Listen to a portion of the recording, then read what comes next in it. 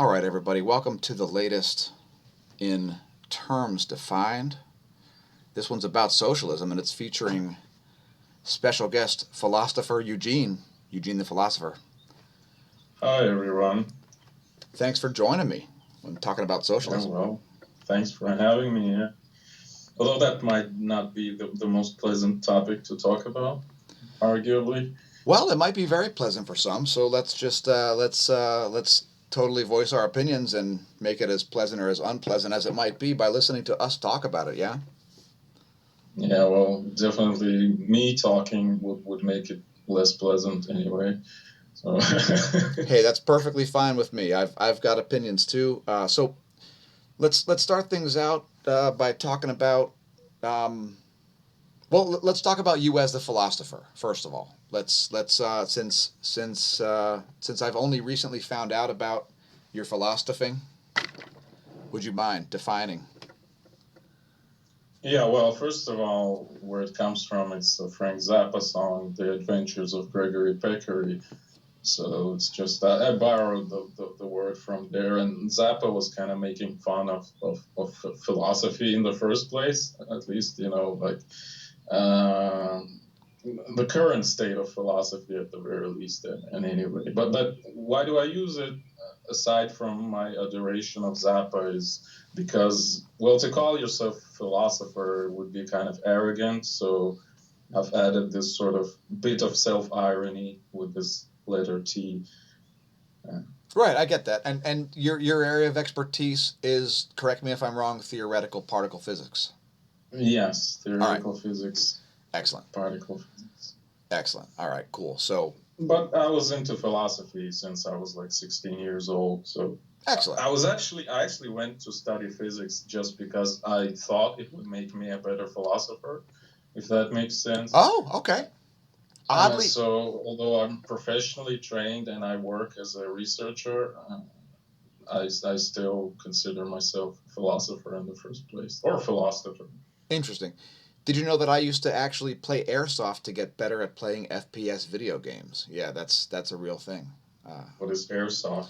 Airsoft is almost like paintball, but it's on a smaller scale. Oh, So instead of shooting those big paintballs that make a mess everywhere, you shoot little plastic biodegradable BBs, and it doesn't do quite as much damage, so you won't get so bruised up by it. And you can do it on a little smaller scale. You can have little fun little tactical wars in the backyard, sort of, and kind of yeah. When I was a little kid, we also did that. nice. It was actually pretty painful. I mean, Yeah, I if mean if it'll draw if blood. that thing hit you in the eye, you can easily lose vision. Oh yeah, you should definitely wear eye and ear protection because you don't want a round to go into your eye or your ear. But otherwise, it's it might leave a welt. I think I may have a scar or two because my cousin lit me up at point blank range one time with a bunch of airsoft rounds out of his out of his overpowered AK-47. But it's a fun game, and it's definitely not socialism because it's not going to be government sanctioned. So let's talk about the definition of socialism, right? I guess that's a segue. And let's go to the most basic level here because there's a huge disparity between what people think it is and what it is, and it's going to kind of be a rolling definition throughout the whole video, I guess, because it's one of these things that's so hard to define nowadays because there's so many people who are socialists as of last week or of 4 days ago or of 2 years ago or of 50 years ago, and I think the most basic definition would be the government being in control of the means of production. What say you?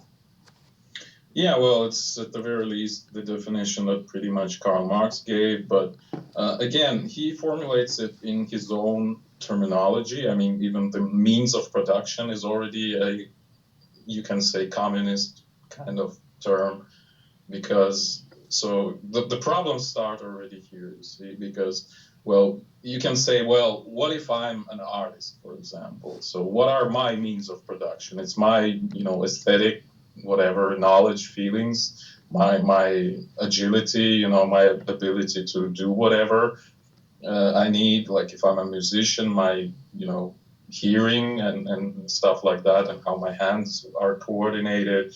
So like, how can am I now a capitalist or something? Do I own these means of production, or like it kind of doesn't make sense here, you know? So basically, I, as an anarcho-capitalist, essentially, I perceive any sort of government intervention as a motion towards socialism. So, in my opinion, uh, well, it's actually the proper term would be statism in this Statism. case, but I use them interchangeably. I mean, to me, it doesn't really matter if it's statism or socialism. It's the same thing ultimately, because so any sort of government intervention that is, let's say, some sort of decision making backed up by violence or a threat of violence. That's what I mean by government intervention. So can I interrupt you? Can I interrupt you for a quick moment here? Yeah. I think one distinction to be made here is that statism is sort of a reference to the solution. So like statists will think that the balance of power has tilted toward tyranny because of somebody besides the government. In other words, we got to make the government bigger now in order to counteract the tyranny of the private sector. Whereas socialism is kind of just the public sector running the economy. Well, yeah, I see your point. Statism is kind of like more of an idea that the solution to the problem equals the government, and it's while the net effect of what the institution of any of those things would be about the same, they're kind of from a different state in the evolution of a possible statist or socialist or communist. Yeah, well, what I've heard you saying is essentially that statism is means, whereas socialism is the end, like the increase in welfare basically, for large masses of people. So we need state control to do that. Yeah, according to socialism. One is kind of more of an ideology, and one of them is kind of a government model.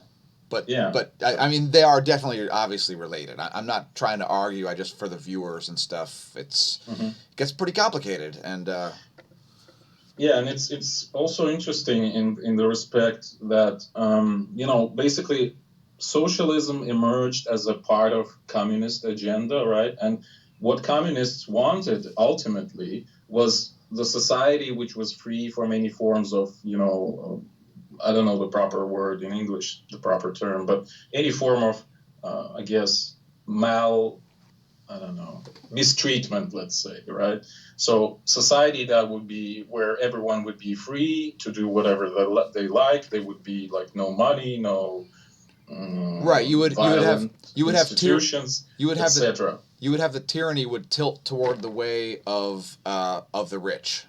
Basically, whoever. I'm describing the communist utopia, so to speak, where everyone would be free to do whatever they like, etc., etc. But in order to achieve that, paradoxically enough, they've said that we need actually to have total control over everything. So we need socialism. So socialism is like a step on the way towards communism, towards this total freedom. So they somehow managed to argue that the total control, the total unfreedom, which is socialism, would lead to total freedom and total lack of control. But I guess, well, it's my guess. I'm not sure if it's the fact that it comes from philosophy of Hegel. Hegel said that he has this famous triad of thesis, antithesis, and synthesis, so kind of the opposites kind of turn into one another, sort of. The pendulum swings, right? Yeah, so basically, in my mind, what communists tried to do was to establish the total absolute control, which is socialism, in order to have zero control for some magical reasons on the next step of history, which would be communism. So even though it makes no sense, but I mean, that's kind of what they wanted ultimately. Okay, I get that. And I think there are a lot of non sequiturs that happen as a result, because you run into this problem where something happens, some kind of crisis, for example, and the government says, hey, we got to increase government intervention in this system because reasons, even if it makes that system worse, people will reelect us because we will do something, even if it makes a situation worse or if it's completely ineffective or if it has nothing to do with the situation at hand. Depending on who is promoting said behavior, it may be viewed as good, bad, or indifferent. And that's a problem that's been going on nowadays because there is zero accountability. The government wants you to be accountable, but the government doesn't want to be accountable for what it does. Yeah, and obviously the government bureaucracy is a perfect tool of evading responsibility for your actions. Like such a huge machine where ultimately nobody knows where decision comes from. And so nobody's responsible, and so it can do all kinds of horrible things because, well, nobody's responsible. We can do anything, Yeah. We wouldn't be held accountable for anything. So the most terrible, wars and stuff happened because of statism. Essentially, look at 20th century, Right. World War I, World War II. I mean, the whole world was super socialistic back then, like before the World War II, let's say.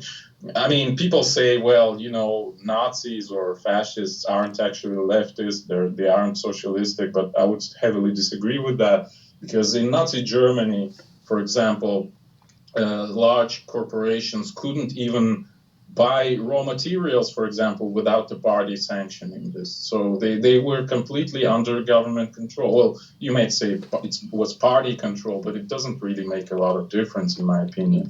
And the same was in Soviet Union, which was outright socialistic. And the same was in the US, even with your Roosevelt government, which was basically a fascist government, if you ask me. Look at what he did to the economy. All these alphabetic organizations, as they call, there's like NRA, not this rifle, but National Recovery Administration. What was it called? I wasn't and all the other abbreviations that appeared, and yeah, the absolute stupid amount of regulations that Roosevelt made. The interstate highway system and so on. And some of it's good too. The interstate highway system is one of the New Deal projects, and that's one that I don't have a problem with because it's very strategically sound, especially if war on U.S. soil happened. But yeah, a lot of the stuff certainly was legitimately blamed on extending the Great Depression, making it much longer by reducing the amount of cash flow to the private sector, the part that's productive, and increasing the cash flow to the government, the part that's non-productive. It is not an economic boon if the government hires you to dig a ditch and then they pay you the next day to fill in the ditch. That's not a benefit to anybody.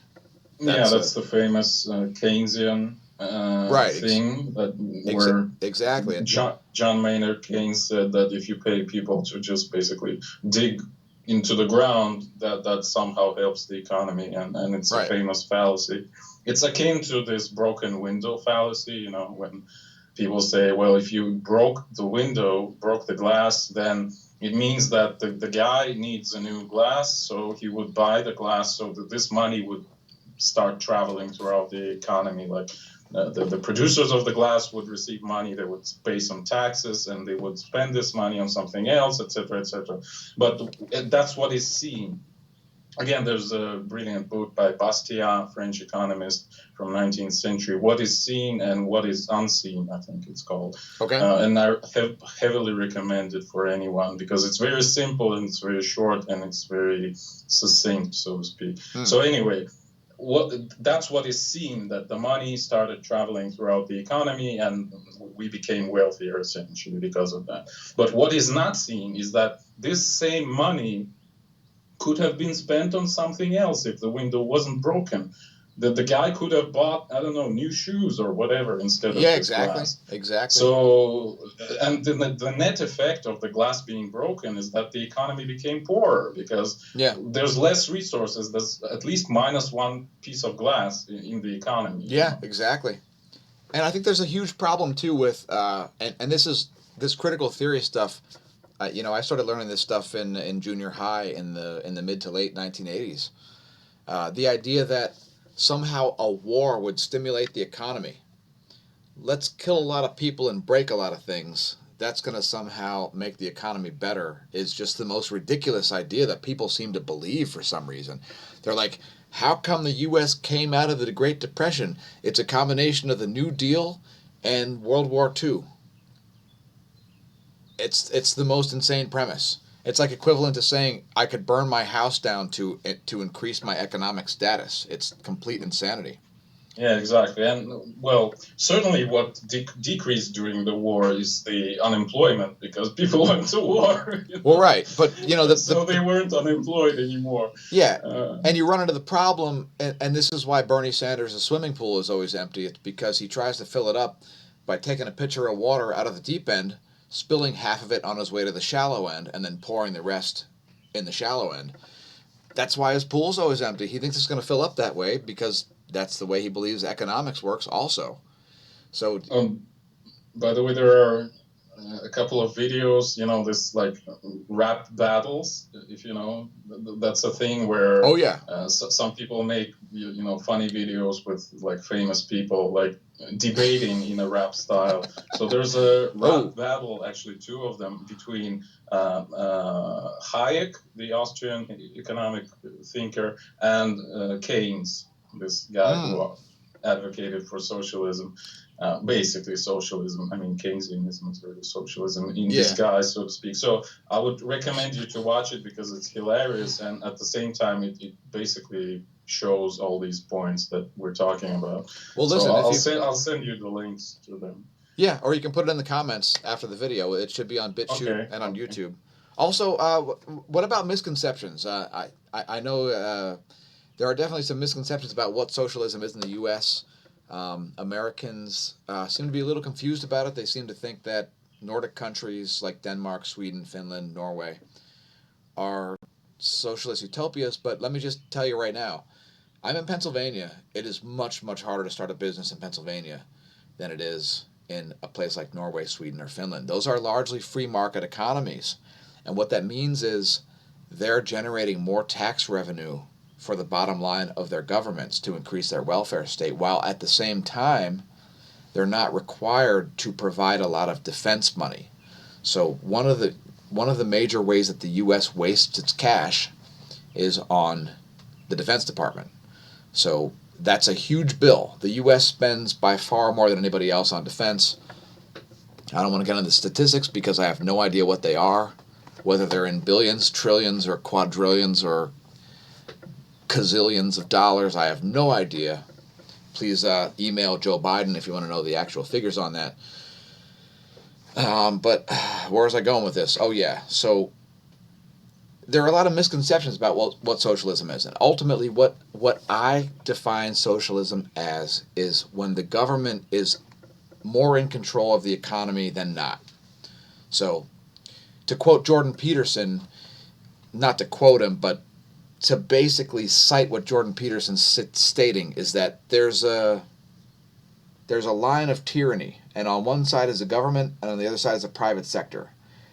If either one gets too powerful, it will tilt in that direction. The scariest thing you can possibly have is a corporatocracy based on a plutocratic corporatocracy. In other words, if you have rule by the rich and by big business, that's the worst scenario. We call it China, where I come from, and that's the ultimate oligarchy. So now I know, Eugene, you're from Belarus. Yeah. And I'm not anti-Putin per se, because really Putin isn't all that different from the people, except for the fact that he has billions of dollars and he's a murderer. But all that aside, he's fairly what's the correct terminology? Most of the people in Russia aren't all that ideologically different than people in the U.S. That's the easiest way I can put it. And while Vladimir Putin is not, he's not the average person, because he used to be a colonel in the KGB or something like that. Yeah. In charge of like 1,000 people. Yeah. In charge of like 1,000 spies. So being in charge of like 1,000 spies puts you in a weird position. It makes you almost as crooked as a U.S. House of Representatives or senator. What do you think, Eugene? Well, in Russia, there's a lot of problems, and one of the problems, like the I would say one of the principal problems is that there is still a sentiment, this socialistic sentiment that, it was better in the Soviet Union because, well, right now, for example, barely anyone remembers what it was like in the Soviet Union. People who were actually living in the Soviet Union were young when they were living in the Soviet Union. So, Right, right. of course, they would say it was better because they were young and, everything was cool And and the plus, grass Putin was tells them greener. it's better, right? Yeah. One Huh? of the quotes from Putin. Putin says it was better. So that, and this is one of the things that I take great exception to what Putin says, is that the greatest tragedy of the 20th century was the Yeah. dissolution of the USSR. Yes, yes, he said And that. I But definitely don't anyway, agree with that so one. that's one thing that people are having this sort of unicorn rainbow picture of the Soviet Union right now. I'm not saying all the people, but certainly a noticeable fraction. But also one other problem was the lack of decent reforms in 90s. When the Soviet Union collapsed, there was a complete chaos, and Hmm. there were, bandits on the streets and Sure. marauders and And whatnot. and people selling And Levi's. and so people right now are saying, we don't want it, and it's a very famous kind of many times repeated over quote that we don't want another 90s. It's basically repeated Oh, all okay. over the post-Soviet Union because it was really a collapse and chaos and murders and whatever, And plus, robberies you and could buy stuff. you could buy jeans from America. You could buy Levi's and Lee jeans and all kinds of jeans from America. It was terrible. Mm-hmm. Are you familiar with the Troll guy? Mm-hmm. Edvard Kiel. He was kind of he was the operatic spokesman for the Soviet Union for decades. The Troll guy. No, I don't think so. I mean, I know Trollolo meme, but Yeah, you know the oh, yeah oh, yeah oh, yeah, yeah. the Edward, singer. his Yeah, I get his it. Yeah, name's of Edward. His course. name's Edward Kiel, right? Yeah, I know. And the Right. reason that song has no lyrics is because of the Soviet Union. The song had lyrics. It was written by The his song is friend. actually called "I'm So Glad I'm Returning Home." Right, yes, exactly. It's written about a Kentuckian cowboy who was returning from a cattle drive home in the U.S., and he was singing to he was, aesthetically speaking, singing to his woman, and he's returning home, and they had to get rid of the lyrics because the song would have never been able to have been played in the Soviet Union because it would have been flagged as propaganda, and they would have been thrown into a gulag possibly and been mining salt for decades. So it's a great example of the way socialism even destroys art and music. Or, I guess, art. You could just say art, as music is under the umbrella term. Yeah, Most, well, you probably know that rock music was more or less banned in the Soviet Union, at least in the 60s. It was like underground, yeah. basically, and people like bought, I don't know, Beatles albums underground Oh, and, yeah. and kind And of. jeans. That's what I'm saying. Like, blue jeans. Jeans were like a black market item. If you would go Yeah. around the Soviet Union wearing jeans, you were like considered a terrorist. Well, something to that effect, yeah. But anyway, so I want to return to the problems in Russia. So another Yeah, yeah. problem, not only in Russia but in other countries, because at the very least, post-Soviet countries look at Russia as an example in some sense. So as a successor of the Soviet Union, the main one.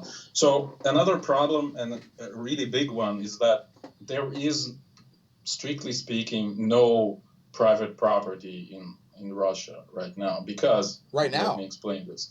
Um, because in the 90s, what happened was you've had all these huge factories, etc. All of that was previously built by the state, right, by the Soviet Union. Okay. But right now they said we need to privatize all that, right? So Okay. they've set up a huge scheme of auctions, or how do you call it in English? Is that the word in English? Auctions, yeah. Auction. Yeah. Yeah. So they set up a So we can really bid on it. this basically a criminal scheme of auctioning these huge factories and whatever, like mining companies Let me guess, to former KGB officials. To the friends of the government. Oh, what a surprise. So that's where the oligarchs come from. They just received all this, which was previously built by basically Soviet slaves, under Stalin and whatnot. Yeah. But they just received it for free ultimately in the 90s because, there was a scheme with, banking loans and selling all that stuff.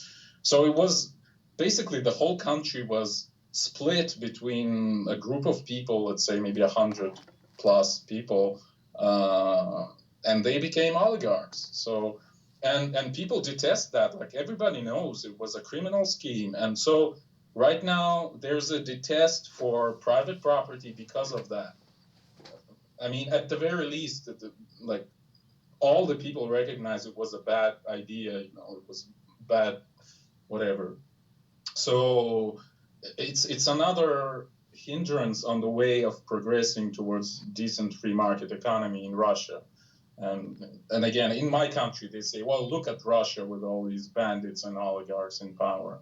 So we also cannot progress towards free market because of that, because of the bad example with these auctions. So yeah, it's a very hard environment.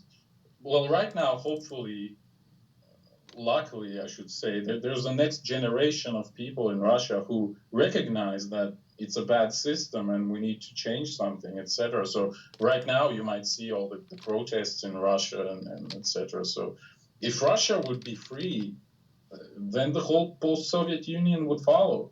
But if Russia isn't free, then we're also kind of screwed, in Kazakhstan, in Belarus, in Turkmenistan, etc., all these. Right. Ukraine, Ukraine is also ruled by oligarchs who also got their money by basically robbing, the previously owned by state Soviet establishments, etc. So it's a grim story. Yeah, and I think it's a problem of devaluing human life. Humans are a resource, not a liability. So just the idea that, and this is a problem in the U.S. too. There literally is a systemic devaluation of human life in general. It has nothing to do with race. It has to do with you're alive, not dead. And I would actually disagree. If you go back to the late 1800s, having children was a way to continue to have your farm operate, because your kids would either hire people or they would themselves take over the responsibilities that you have at your farm. So if you had 12 kids, you would have less liability than if you had one kid. If you had one kid, you'd have a lot of liability because there'd be a lot of things to pay for that you would not have production of. Well, another thing you need to remember is the much higher children mortality in the 19th century than now. Right now, if you have a kid, he's almost guaranteed to grow up. But back then, it's like you gave birth to 10 kids and only like 3 survive in the end. So it was very different. So I agree with that point you made, but I kind of disagree with the value of human life point that you made previously, because I think actually now the value of human life is much higher than previously, and it can be seen in particular in our obsession with safety, which is another point for strengthening the government, by the way. Like the government say, we are the only ones who can make you safe. See the war on terrorism or whatever, which is another point of mine that I'm saying that the war on terrorism was one of the most massive terrorist campaign on its own. Probably can only compete with CO2 global warming terrorist campaign. Yeah, I would agree. Yeah, but anyway, so we're obsessed with safety exactly because. I mean, COVID. I think COVID supersedes all of them. COVID is crazier. Perhaps. Well, it's very close. Yeah. Yeah. Okay. So anyway, my point was that we are obsessed with safety exactly because we value human life much more right now. And if you look at, longevity, crime rates, we're living much longer on average, at least, than I see what at you're any saying. point in history, and crime rates are at the lowest in history, etc. Oh no, definitely. Like as far as all that stuff goes, as far as crime, wars, all that stuff, you're much statistically safer on a worldwide basis by far. It's not even in the realm of comparison to where you were just 20 years ago, much less 50 or 100 or 500 years ago. But at the same time, uh, there's this thinking that if you procreate, it's going to be financial ruin as opposed to financial benefit.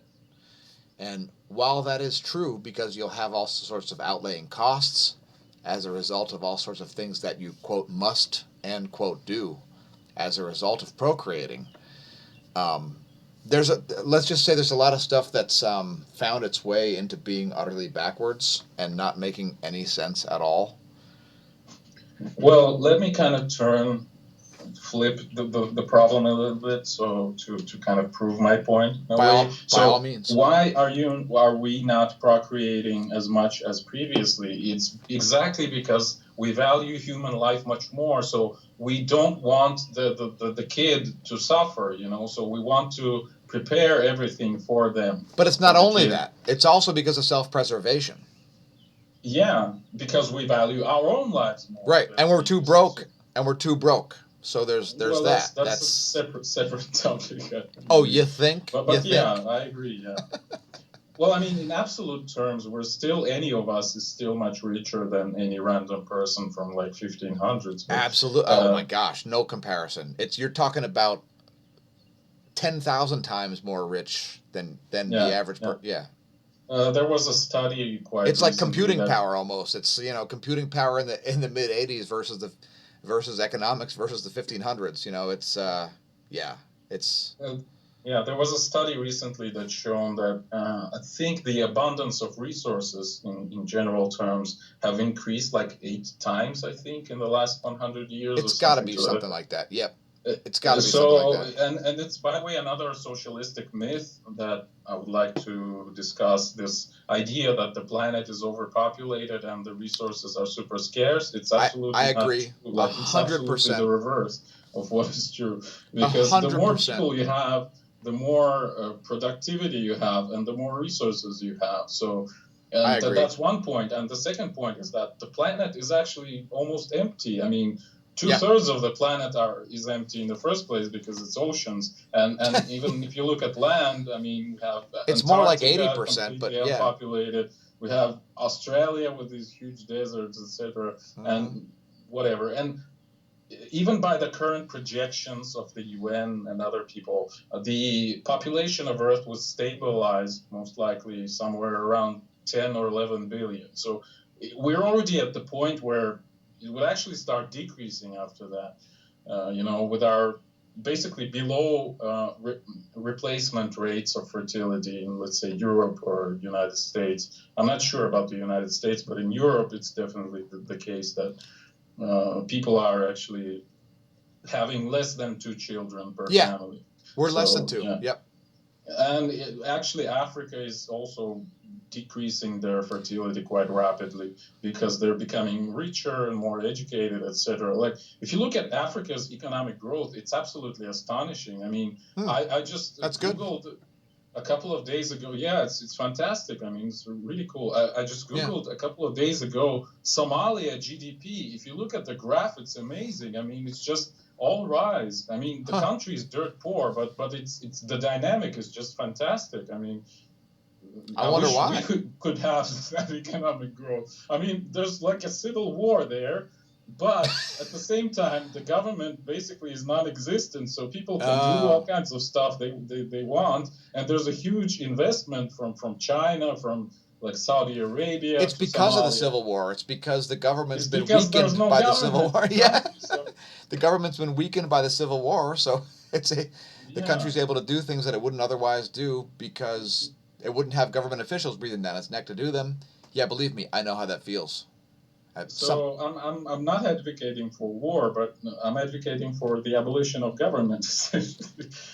I hear you, man. I believe me. I've been. Let me just share some. I was gonna share a different story. Let me share this one. This one's better, and you'll probably appreciate it more anyway. Okay. I learned how to read at age 3. And part of the reasoning I learned how to read at age 3 is because I didn't want to go to school because I thought it was stupid. I don't know if it's because the TV programmed me to think that school was stupid, but I thought school was stupid as hell, and I didn't want to go. So when I turned 4 and I knew how to read clearly, everybody in the whole family and everybody believed I could read because I could. My mom's enrolling me in kindergarten. I'm down at the local elementary school, and I'm like, what are we doing here? This is nonsense. And she says, oh, I'm just enrolling you in public school. And I say, why would you do such an idiotic thing, Mom? I learned to read at age 3 so I wouldn't have to do this. You ever hear of a library? This means I can learn whatever I need to learn, making public school utterly irrelevant. And she said, well, here's the thing. If you don't go to school, I'll go to jail. And at that point, I said, hey, government. So I was 4 when that happened. And while I'm not anti-government, I would prefer for it to do things that are effective and efficient. Because I do a lot with a little, and the government does practically nothing with a lot. What say you?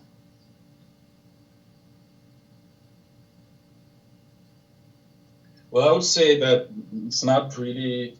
Well, there's a lot of things I can say about this, but the problem isn't that the government is not doing anything. The problem is that it's doing something which is harmful, actually. Right. But regarding to your school experience, I would say that I wouldn't be so against, let's say, public schooling. I mean, No, I'm not. I'm not either. I'm not it's either. much better with private schools, but anyway. No, So yeah. I'm. about schooling in general, let's say, because for children, it's very important to socialize, to be among their peers, and to like. Well, it's basically 100% agree. training for an adult life, for being in a collective at the workplace or whatever. So school does this Oh, I quite agree. good. I agree. And So if you cannot, let's say, deal with bullies, how would you deal oh with yeah, bullies no, in your no. adult life? Or if you cannot speak properly or whatever, Right. formulate your thoughts, how would you, be able to do that, etc. So Yeah, yeah. school is useful in this No, no, sense. it definitely was. And one of my earliest memories actually is when I walked into kindergarten.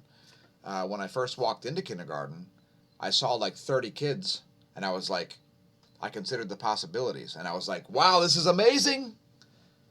And I'm not suggesting that it was a bad experience, but that was kind of my first little hint into how the government does all kinds of things it ought to not be doing. It again. That was I met some friends that I still talk to this day. In fact, I just saw one on this past Tuesday.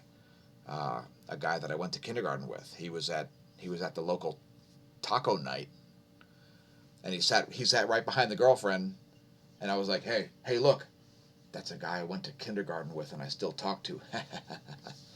That might have never happened otherwise, even though he lived less than a half mile from me. I may have never met him otherwise. So I'm not suggesting it's all a bad experience, but Well, I got your point. I just commented on yeah, tangential points. So. If you go to college, right, and you take a phys ed class on cycling, and you're Lance Armstrong, it could be an issue where you're kind of overqualified for the class, but you'll still get credit for it, and it's nonsense. That's the issue that I have, and it has to do with things like heterogeneous groupings of classes and homogeneous grouping of classes. And again, I'm a retired psychologist who never got a degree in psychology because I was over that by the time it was time to do other things without the degree. Well, it might be a thing with men, actually. Like, men don't like when they are being directed to something, like they have their own interests. So, on their own, a man can learn much more than what they've given to in school, let's say, or in college. So if you have some interests and hobbies, you would progress in them much better as a man. I mean, if you are on your own, so to speak, rather than if somebody Right. is shoving it Or a down your woman, throat. or even if you Huh? were sherbet gendered, if you're a woman or sherbet any gender, I think. I'm not sure about women. I'm not a woman, so I cannot talk Oh anything. But no! even though I'm actually a masculine presenting trans lesbian, so in some Yes, respect, in some respect, I'm a woman. yes. Oh, so Mm. even if you got And the surgery, let me tell you'd you still this: be into I am chicks. so oppressed, like, and I'm so pissed off by your white privilege. All right, It's dude. just But before we cut this off, and we got to do it soon because it's getting over 40 minutes now. Uh, please tell us about the situation in Belarus. I'm going to step mhm. aside for a minute and let you talk about Belarus for as long as you want. I'll be right back. So Okay. tell us what's going on with Belarus, aka as if there's socialism there, and just let us know. And I won't be far away. I'll still be able to hear you. I'll be right back. Okay. So, well, my assessment would be that definitely we have socialism. I mean, by all accounts, all the people say in the post-Soviet Union that Belarus is basically a remnant, like a relic from the Soviet Union time. So, if you wish to breathe in, so to speak, the genuine Soviet atmosphere, you need to go to Belarus. This is what all the people say.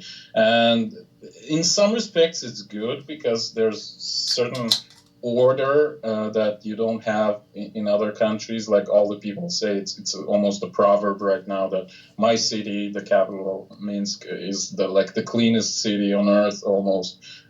So it's in this sense it's good, but it's at the same time, on the other hand, it's sort of like a military barrack type of clean, So it's sort of sick. There's no this speck of chaos that represents life itself. There's no initiative. There's no creativity, etc. It's all very kind of like a pavement on top of the flowers sort of situation.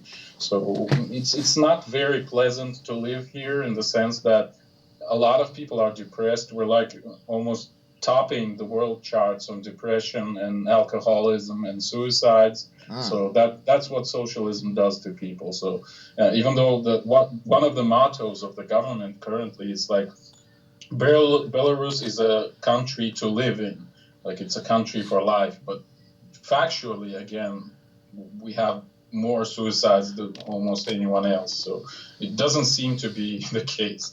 So yeah, and well, currently we have presidential elections on August 9th, and a lot of people are hyped about it because our current president, who basically usurped all the power, like he dissolved forcibly with the help of the army and the police, the previous parliament, which was the highest power before even the presidential seat was created, so to speak, because we didn't have president before 1994. That was the very first election. Before that, we had basically the parliament governing everything. Okay. So this guy was in power, the president, for 26 years. And right now we have a real chance, and a lot of people believe that, and I also believe that, to elect a new guy. And people are very hyped about it. And I'm also, and I really hope we would be able to perform at least some reformation, some motion towards the free market would occur. I'm So hyped yeah. about it. Now, Hmm? now I'm hyped about it. I'm now Okay. hyped about it. So thanks. Okay, yeah. You make me But feel like well, there's in more hope. terms of, we're not a very small country. I mean, in European terms, I mean, we're like Sweden in terms of population. We have Okay. 10 million people. 2 million are living in the capital, including me. But anyway, You so said I Minsk? wish, Minsk is yeah, the means capital? Oh, that's cool. means That's featured in the TV show Seinfeld and and mm, and various other maybe, places. maybe. Yeah. Anyway, I wish to, since we're gonna wrap up soon, I guess. Yeah, yeah. But that's for you to decide. But anyway, I wish to, Anything you want to say? yeah, I wish to mention one thing which is very important for the whole socialism debate, and that's the theorem, so to speak, of impossibility of socialism that Ludwig von Mises formulated in like 1920s, when people were getting socialistic all over the world, basically. So he said, and it's a very important point, that the economic calculation in socialism is impossible because when the government controls prices, and in socialism the government should control prices, like why is the bread so expensive? Let's control the price on Right. bread. Yes. So when the government controls prices, this hinders the ability of producers to properly assess demand and supply. Absolutely.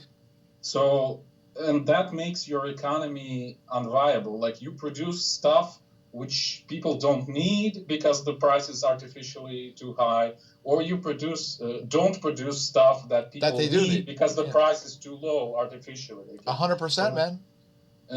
So this is basically the main problem of socialism, that you cannot calculate the demands and supplies properly. Right. And it will fail all the time. Like in Soviet Union, people didn't have decent clothes, but they had, rockets and stuff instead, and tanks. So basically the economy was fooled by the government intervention. Like really, price regulation. What is money in the first place? It's information. What people need. Like it's where calories. the money goes, it's what the people need. It's calories. It's energy, right?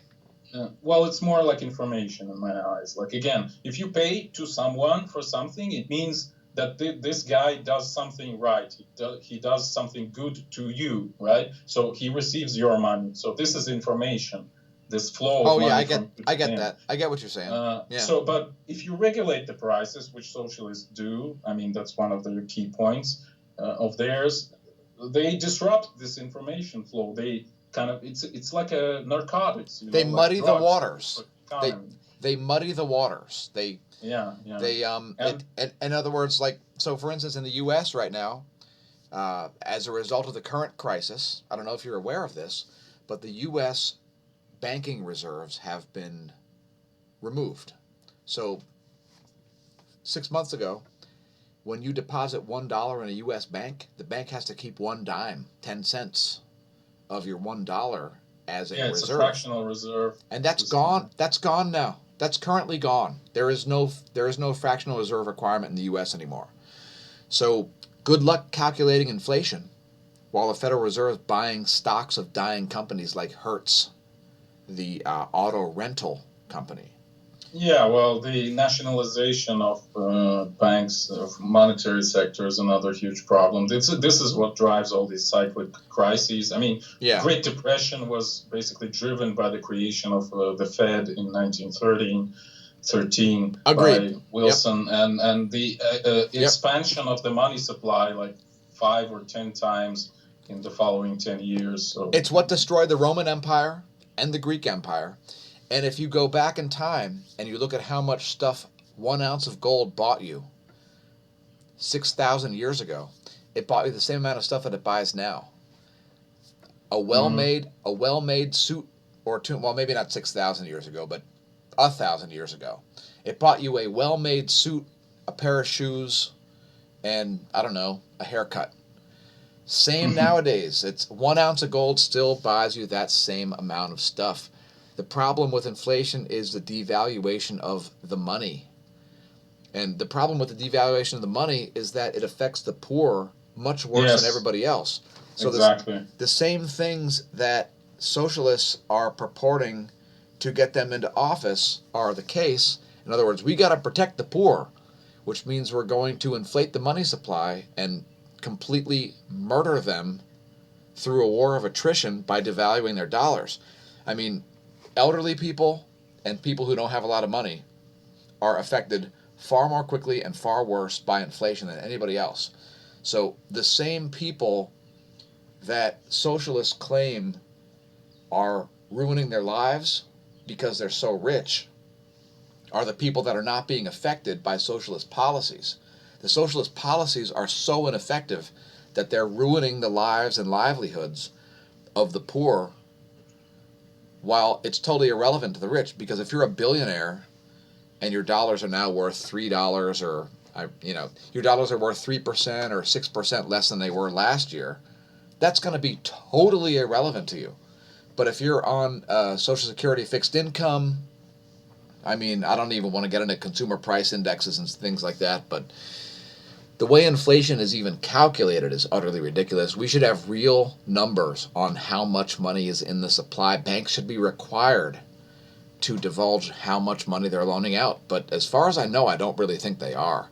It just figures into the market capitalization of a bank. Well, you see, you propose this, again, quasi-socialistic statist approach. You say the banks should be required to do something. What I would propose is exactly the reverse. It's the complete deregulation of money sphere. Like, just let people use their own money. Let banks create their own money. What that would make is that the people would start using the money that are not devaluating. So let's say one bank emits a certain quantity of money, and people see that they are actually not, increasing in supply, so they are actually rising in price.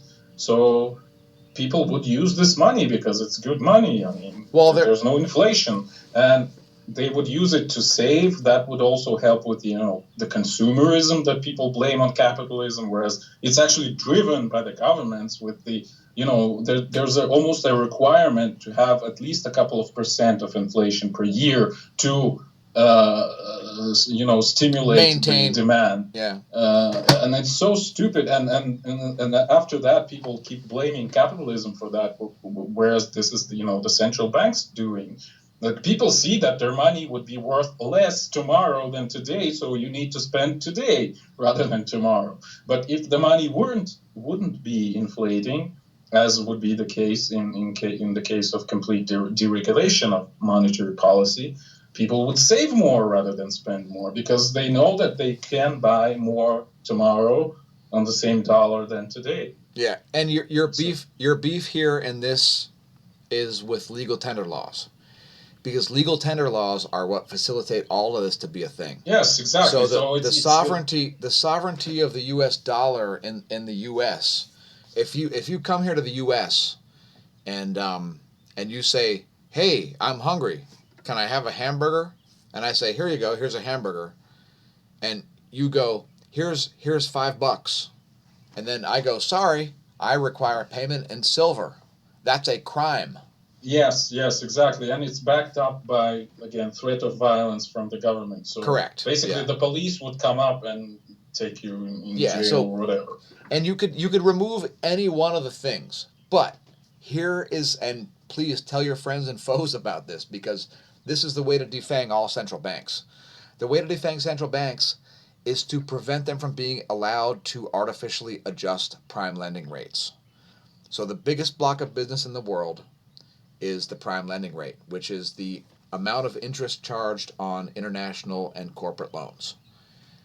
If that was decided by the free market instead of by the Federal Reserve, the European Central Bank, the Japanese Central Bank, and other central banks in places unlike Syria, which has no central bank, which allows the market to decide their actual interest rates, that would create what we call a free market. If the largest block of business is artificially controlled by a cartel of banks, that would be equivalent to you going to the grocery store and buying apples, where it didn't matter which grocery store you went to. You paid the same price everywhere. That's called price fixing, where I come from. And where I come from is Earth. And there's no way around this. There's no argument to be made. This is not an opinion or anything of the sort. This is simply stating the fact that adjusting the prime lending rate based on what the Fed wants to do should be not part of the real market, because that's not a market. In the same way that if you just allow people who have pre-existing conditions to have, quote, insurance, that's not insurance. There's a cost to everything, right? If we calculated how much a candy bar costs in terms of calories instead of dollars, do you think it would change the price? Is that a question for me? Yeah. Can you repeat that? What instead of dollar? If we calculated the price of a candy bar in calories instead of dollars, what would that do to the Oh, price? that's a stupid idea in my opinion. I mean, it's this. There was a proposal. I'm not sure it exists in the U.S., but in Russia at least, it was heavily advertised, like in well among society, not by the government. But there was a proposal to like introduce a new unit of money, essentially, which would be energy. Oh, no, no, So no, no. everything would be measured as like how much energy it requires to be produced, etc., or Yeah, yeah. whatever. So, and in my opinion, it's a stupid idea. Like, Well, that's not what I'm saying, but that would be a real metering of the cost of something, because we have all of these convoluted factors. In other words, if the price of oil drops, is Belarus on the euro or no? no, Okay, so we have our own currency. so if the price of oil drops, let's say it drops. Let's say the price of oil goes up 150%. That will affect the valuation of the Belarusian currency, correct? Yes, because most of our exports is actually the products of oil refineries, so like Okay. fuel and gas and things like that. But the Well, question, not gas, but whatever. so the question is, does that thing that has nothing to do with the actual output and input of the economy really affect Belarus? And while it does based on the prices, but does that small different change in the supply and demand really affect the way the Belarusian currency ought to be valued? Because here's the thing, when you're valuing currency, it should be based on the amount of sovereignty that that country has to be able to back up its currency. So if you're saying, oh, a U.S. dollar should be worth more than a Chinese yuan, and a Chinese yuan should be worth a tiny bit more than a euro or something like that, that's one thing.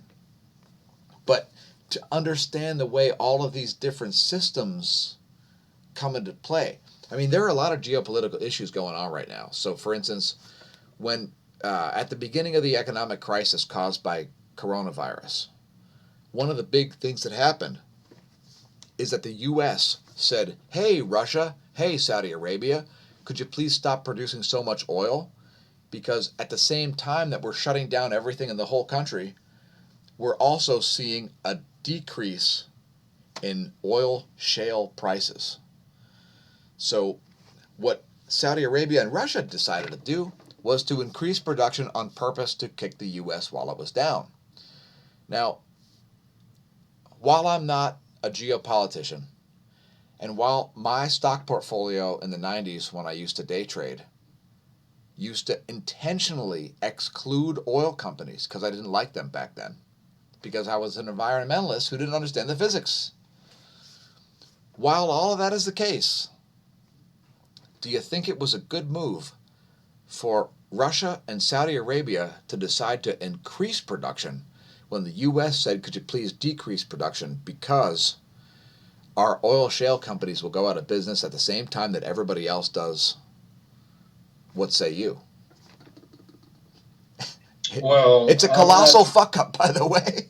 I don't know about the decision per se, but one thing I wish to say about the oil pricing is perhaps you don't know, and perhaps your viewers don't know, is that perhaps over 99% of all the oil contracts, like futures contracts on the stock market, are cash settled. It means that the oil is never delivered. So Yeah. it's purely speculative thing. So the oil price is not controlled by the real oil production or consumption. It's controlled by the amount of money that people have and wish to spend on oil. Yeah, it's the by market. the banking brokers and stuff. So yeah, the market.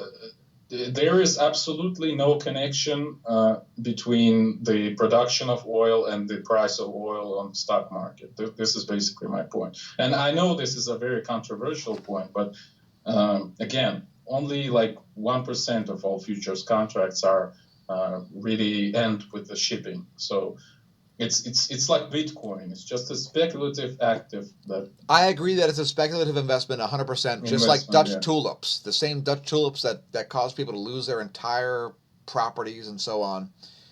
Speculative investment 100%. I agree 100%. So whether they decide to increase the supply of oil or decrease it doesn't really matter in terms of price. But anyway, I guess I wish to kind of switch topics a little But bit. I mean, it caused people to sell off the oil though. In other well, words, their announcement that they would increase production caused the market to overreact because the market overreacts every time to bad news and underreacts every time to good news.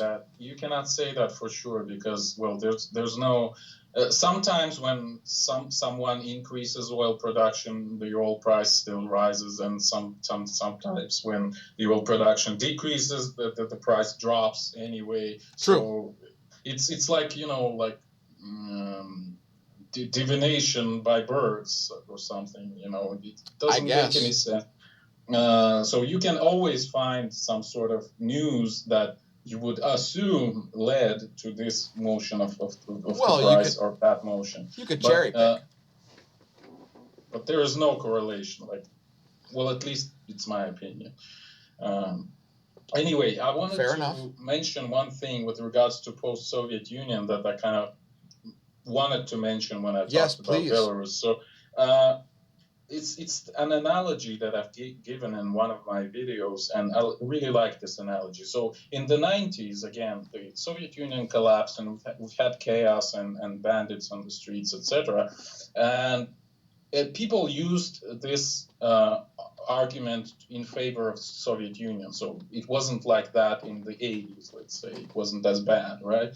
There were at least no bandits on the streets. But I like the analogy of socialism with heroin addiction or any other serious drug addiction, because you can also make the same argument for heroin addiction. Like you're a heroin addict, let's say, and you suddenly go cold turkey, like you just completely stop taking heroin. What would happen to you is you would feel really bad. You would feel like crap, probably, right? You can even die. But it's not the argument in favor of heroin addiction. That's True. what I'm saying. Like you need to rehabilitate, or what's the proper word? So Peter Schiff called, and he told me to interrupt you and say watch the Peter Schiff podcast because he understands sound monetary policy. He'll tell you all about how you could buy, a perfect tunic in ancient Rome with only 1 ounce of gold, just like you could buy a perfect suit nowadays and a pair of nice shoes from Italy. So yeah, I'm definitely on the same page with you as far as socialism goes. It's was there anything we missed? Well, I think we kind of missed this misconceptions thing, but I mean, you talked about Scandinavian countries, but I don't know. Is it worth to return there? No, we should do a separate video because this one's getting lengthy, but still very good, and I greatly appreciate your insight. There was a video, or more like podcast, on Tom Woods' channel. If you know who it is, it's one of the subscribed to Tom Woods. Yep, I'm subscribed. I'm subscribed to Tom Woods. Yep. He's one of the libertarians in the U.S. Very charismatic. I really like the guy. But anyway, he had a guest from Norway, I think, or Sweden, and then they talked about the socialism or not socialism in Scandinavia, and the guy talked about like how hard it is, for example, to get to a doctor in Sweden, like in Stockholm. It's horrible. Like you have to wait in a line because, I mean, state-owned medical services, basically, right? So they are free, but because they are free, so the price is artificially lowered to zero by the government. It means that the supply is basically near zero also, because nobody produces these services because they are free, right? And the quality is near zero too. Right? You have to wait in a line for a doctor appointment for like half a year or a year, and in Stockholm, in Sweden. And that kind of sucks, if you can pay like I don't know, $50 to see a doctor right now, or you would rather wait a whole year to see a doctor and die like If a I've week got strep later. throat or something, I've gone to the doctor before when I had 102 fever, and I could barely drive because I was delirious because I could barely see because my strep throat was so bad. And back in the late '90s, I didn't know what the hell I was talking about when it comes to like immunology and medicine and stuff. I just picked up bicycle racing just out of nowhere. I didn't know what I was doing. I would be on death's doorstep on the regs. I don't know what I would have done if I would have required socialized medicine to deal with it. I had to pay out of pocket and deal with it. And listen, I've gone to doctors that I've paid and they've screwed up, and I've come back and said, "Hey, you didn't fix this rash that's on my entire body. What's the deal?" And they're like, "Too bad, man. Maybe you were right about you're allergic to detergent or something. Who knows?" So yeah, it's weird. That I think there's a market for the Eastern model. Are you familiar with the model from the Far East? Most countries in the Far East. Are you familiar with the way Do they? you mean like South Korea or something, or Yes, China, or South Korea, North Korea, China, well, Taiwan, Malaysia, Indonesia, all those places. Well, South Korea is pretty much free market, although they started as a heavily controlled system. Like basically, they've been forced into the free market by a dictatorship. It's a really weird situation, kind of like Singapore, by the way. They've also had this dictator, like this Lee Kuan Yew. I don't know what's the proper pronunciation in English, but yeah, but right now they're pretty free market, I would say. And again, looking at COVID, South Korea had the best response to it. Like they've contained it in a couple of weeks, and because they have basically private owned medicine. Uh, Yeah, and the way they have private owned medicine is by having their healthcare construed in such a way as this. They they pay their doctor unless they become sick. And when they become sick, they stop paying their doctor. It's a weird group mutual insurance situation that looks nothing like any Western insurance at all. Because think about it. You got to pay your doctor every month unless you get sick, which means if you get sick, you stop paying your doctor, which provides a real financial incentive for him to make you not sick. This is the way it works in China, in Taiwan, Malaysia, Indonesia, Hong Kong, North Korea, South Korea. It's the way it works in the entire Far Eastern world. Everybody pays their doctor until they get sick, then they stop paying their doctor. well, it kind of makes sense because what you're basically paying for when you're visiting the doctor is your health, like being healthy, right? That's what you pay for. So you pay for being healthy. So while you're healthy, you're paying for it, and while you're not paying for it. So it kind of makes sense. And of course, yeah, I agree completely that it incentivizes them to heal you as quickly and efficiently as possible. So I don't know, man. I don't know if this is a new thing that I stumbled on by accident just by doing my reading and due diligence, but for some reason I've found this brilliant solution which is practiced, I guess, probably among billions of people around the world. Why is it sound like it's such a secret?